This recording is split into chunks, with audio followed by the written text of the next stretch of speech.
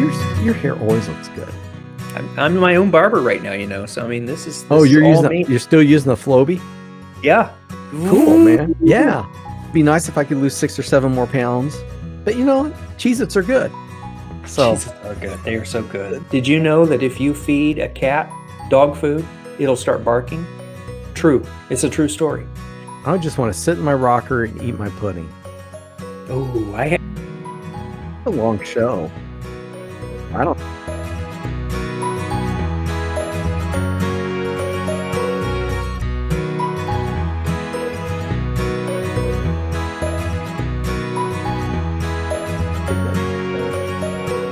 Welcome to Pondering Psalm, and this week we're taking a look at Psalm 88, and I am looking at that with my good friend Kurt Austin with my good friend David Mullins. So you're looking good today, Kurt. Thank you, David. I pulled this shirt out of the closet just for this episode. And I know that is an actual true statement. So yeah, you're looking good. You're looking corporate, casual Fridays, because this is Friday. Well, that's right. We're recording on Friday. Usually we do a Saturday morning when we're still in our pajamas, but today we decided to step up our game. Yeah, we figured why do it when we're nice and fresh when we can do it when we're all worn out and tired. So here we are. Here we are.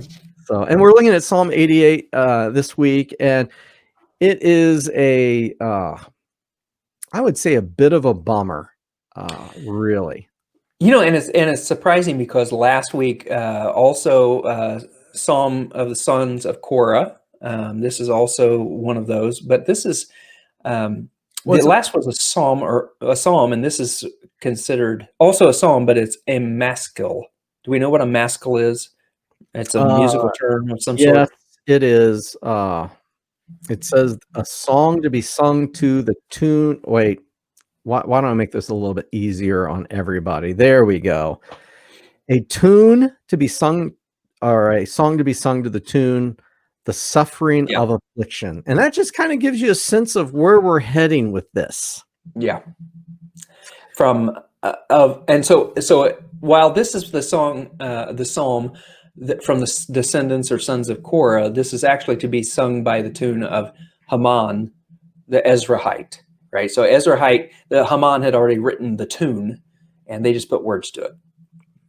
I don't know. The New Living Translation said it's a psalm of Haman, the Ezrahite, so he might be one of the sons of Korah.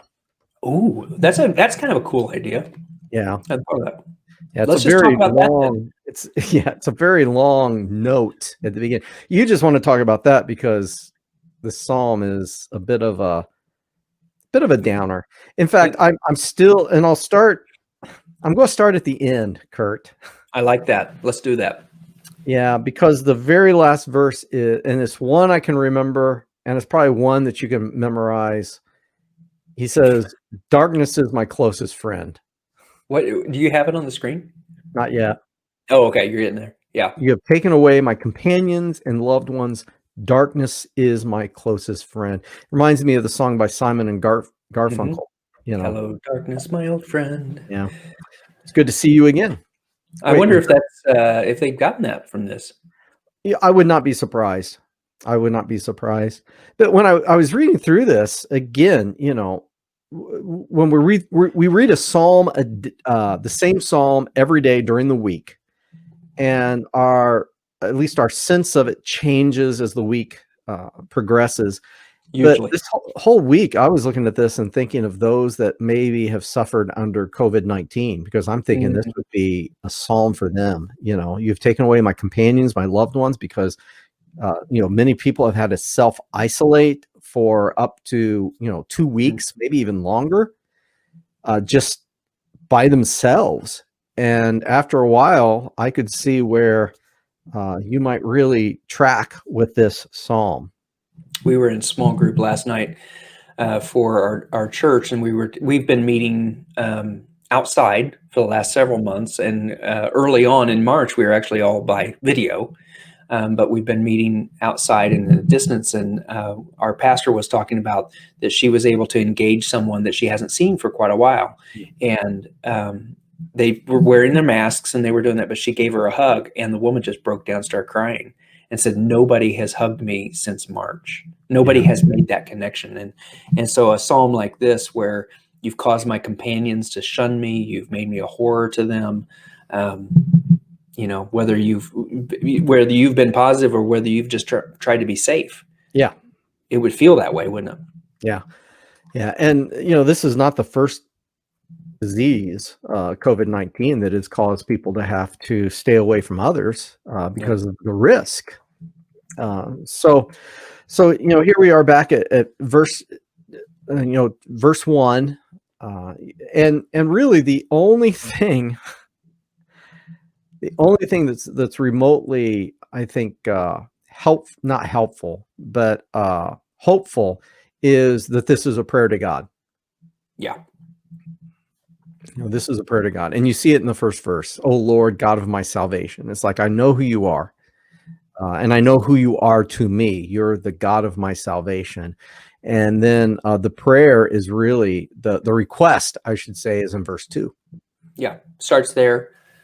Yeah. And then just outlines the sorrow that he is experiencing. And he, a lot of times in the Psalms, they'll outline it in one or two verses, but he takes full advantage of all of them, and every one of them has some kind of a bad twist, a bad Yeah. perspective. Yeah. Um, And one of the things I get from this psalm is was not a temporary situation. As you get through it, he talks about from the very beginning, this is, he has suffered and there's been affliction. Of course, this is a psalm of suffering, of affliction. And mhm, it's something that he's dealt with his whole life, it looks like. And, my life is full of trouble, death draws near. I'm as good as dead. I love this line, like a strong man with no strength left. mhm. That vitality has left me. Did you read anything that kind of outlines maybe what the background is? A lot of times we'll talk about here's kind of the situation, or this is, maybe it doesn't have to do with Jerusalem, but Dan, or maybe it was written Yeah. after the fall, or this is just a song of lament, right? Yeah, basically. And I wonder if sometimes these psalmists would write psalms. It's like, okay, this might be helpful to folks because we go through these situations. And I think that's one of the great things about the Psalms, because they do not shy away from negative emotions and negative, negative things that we go through. Yeah, experiences that we're faced with. Yeah. I was reading today, and I don't know if we can cut this out and post if it's not appropriate, but and I'm not going to say the name, but a celebrity was pregnant and lost the Yeah, child, I saw that. Yeah. and shared it on Instagram or wherever celebrities share these Mhm. things. And according to the news article, it said that some people called her out because of sharing such intimate, difficult situations. And which was a little surprising to me, because although I guess it wasn't surprising, because sometimes we just want to seem like life is good. Yeah. Well, and that's been, that's the what people will say about the social media is that it skews that everyone just has this perfect life. Oh, true. Um, Yeah. who wants to read about sad stuff all the time? I mean, you don't want to do that. And honestly, if we had 150 of these, it'd be a pretty tough slog, through Yeah. this. But on the other side, if it was one of these, hey, God's great, life is great, everything's great, I don't think we could identify with the Psalms if they were all like that. No, no, yeah, because in real life, and I'm not, I'll be, I'm grateful I'm not in that situation right now, but Yeah. man, there have been times where it's been dark, dark, dark, Yeah. and darkness is my closest friend, and it's the only friend. Yeah. It's not that it's my closest; it's my only friend at Yeah. that point. I don't even like myself, let alone anyone else liking me, and so. That this type of thing resonates. But I think it's interesting at 6 and 7, Right.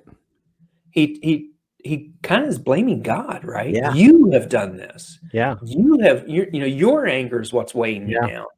down. and wave after wave. And boy, I love that wave after, because that's, you can kind of take on one event Oh, or maybe a second, but if it's just like, it's like, I don't know, we got a raise. My paycheck got a raise one time. ooh, nice. I know, we were so excited. And the first pay period, our garage door broke. And so that money went to that. The second pay period, our washer and dryer broke. So our money went to that. And the third pay period, I think it was our dishwasher broke and it went to that. It was just nonstop. It Yeah, was just wave after wave. And it's like, finally, it's like, are you kidding me? I mean, yeah, what else do I have to suffer? But and those are just appliances. And but if it's personal loss, if it's yeah. personal tragedy, if it's personal, And, um, and you know, for pressed down. yeah, someone might say, well, you should be grateful that you got that raise because those things would have broken anyway, and you wouldn't have had any resources. Yeah.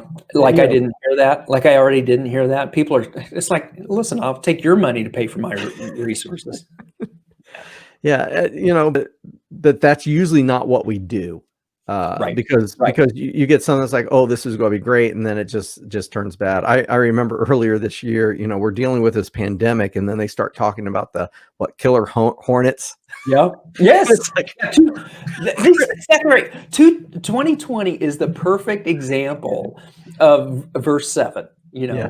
Oh, wave after wave. I would say he's in a worse position than what we are, but yeah, wave Yeah. after wave. Although some folks know, I mean, if you're on the West Coast with the fires, or Yes. you're down south with the hurricanes, Yeah. you're looking at this and it's like, okay, we have to deal with this pandemic, but in the midst of the pandemic, I'm trying to get my house in order that's burned down or flooded, Yeah.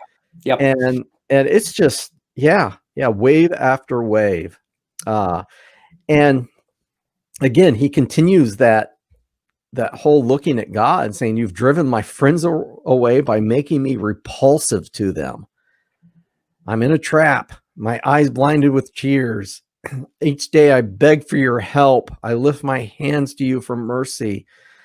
And then he starts talking about, can someone praise you from the dead? What good am I if I'm dead to you? I can't praise you. I can't witness for you. I can't do any of that. So yeah, he's in a bad place, Kurt. When I was working with junior high youth, I can remember the number of times that the kids would talk about. Well, I actually, as a junior higher, everybody's going through life changes, right? And so you're struggling. You're trying to figure out who you are, and why is my family weird, and why am I weird compared to everybody else, and why aren't I dressed like them? And so I would actually ask kids at some point, say, how many of you cry yourself to sleep at night? Mm, Without exception, every kid would raise their hand.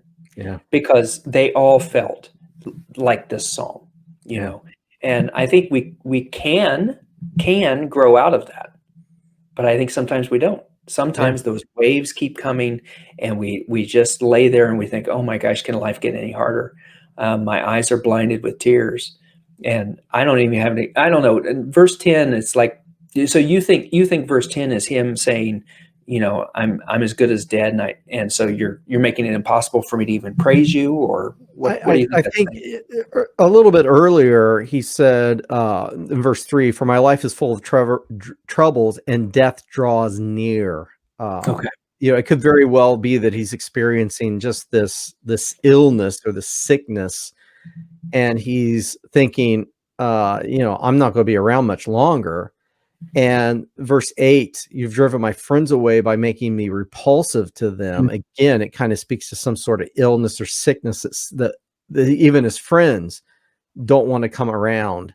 And some folks have that. I mean, they get cancer, and then all of a sudden people are like, I don't know what to say to them. And then they feel like they've been isolated because of their disease. And so now he's just looking and saying, if this continues on, I'm going to be dead. And Well, how can I praise you then? In ancient Israel, right? I mean, that was the thing. I mean, if you were diseased, you were not allowed to be a part of the camp. Yeah. You had to be on the outside of the camp. Yeah. And so if there was in fact some sort of disease that's I hated to use the word plaguing, but I mean that's infecting this person, then that'd be a real story to tell. Yeah, and the Israelites really didn't have a developed theology of what happens after death. So Right. they thought you Right. went to this shadowy place, and there was like, and basically, when you talk about sleep, that's it. You're asleep. There's nothing you can Yeah. do, and Yeah. so I think he's reacting out of that as well. Of course, our Christian tradition and faith tells us that we will be able to praise Him and worship. In fact, that's what we will be doing after death. But in this case, he's asking, given his theology, he's like, what good am I dead to you? Yeah. Yeah. So, and again, he continues Yeah. on that. Can those in the grave declare your unfailing love? And through Jesus, we say yes.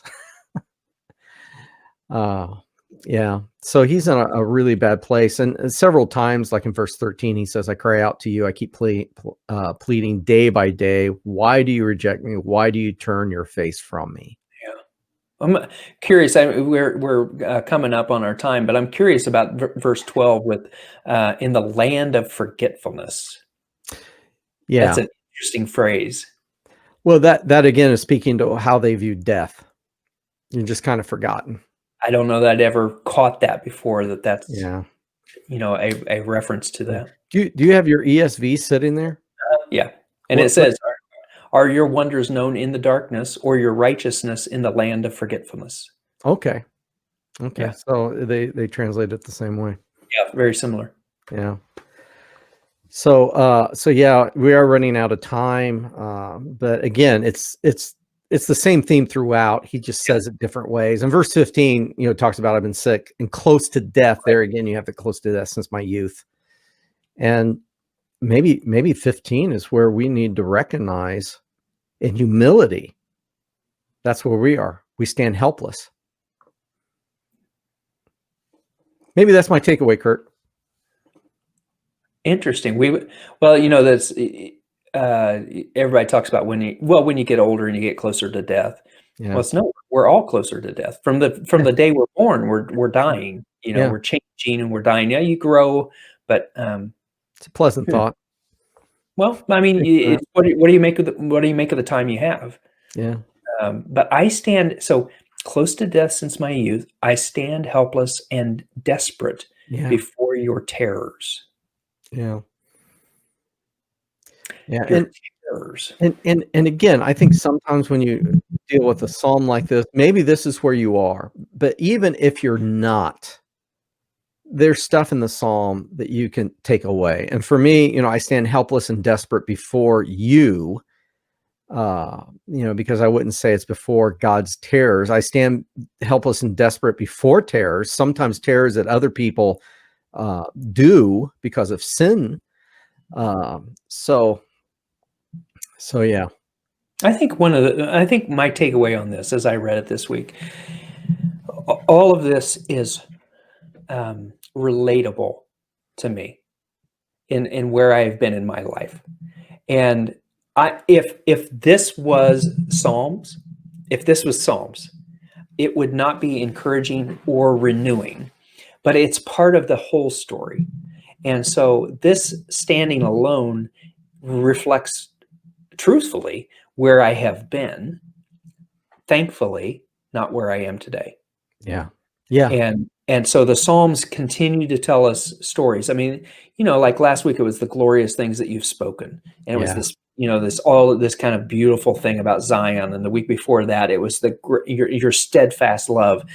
And again, next week in 89, it'll be more about the steadfast love.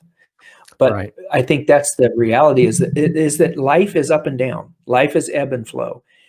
But when we're down, it does feel like wave after wave after wave. Yeah.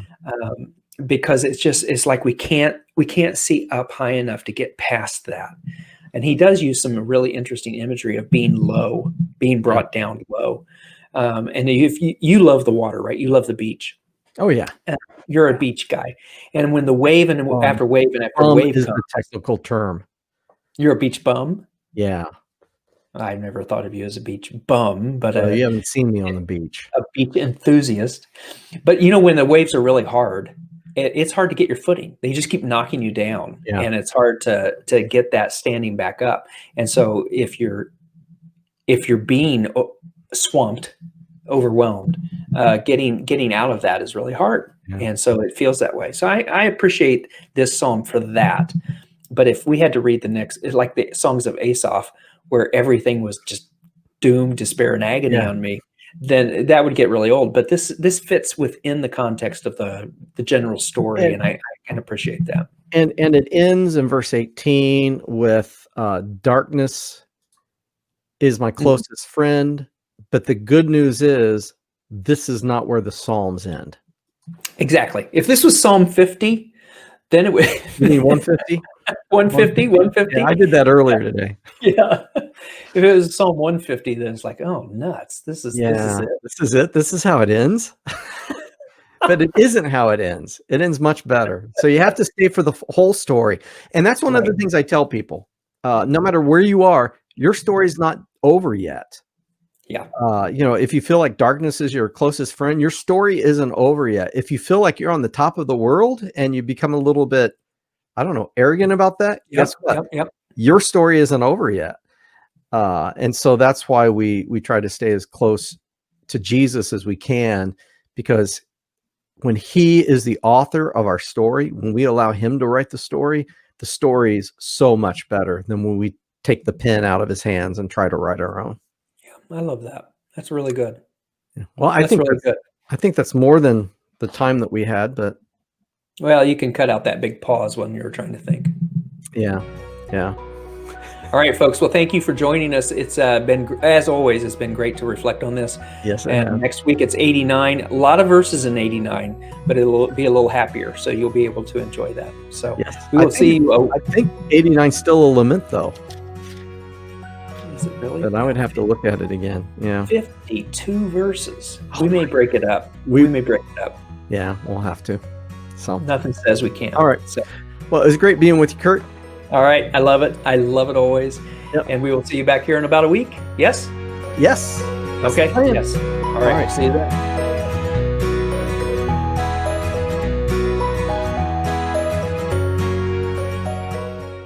Here we go. Pondering Psalm 88, take 6. Welcome to Pondering Psalm. It's not a show. Okay. I was going to try something. It didn't work, so I'm not going to do it. All right, here we go. Pondering Psalm 88, take 7.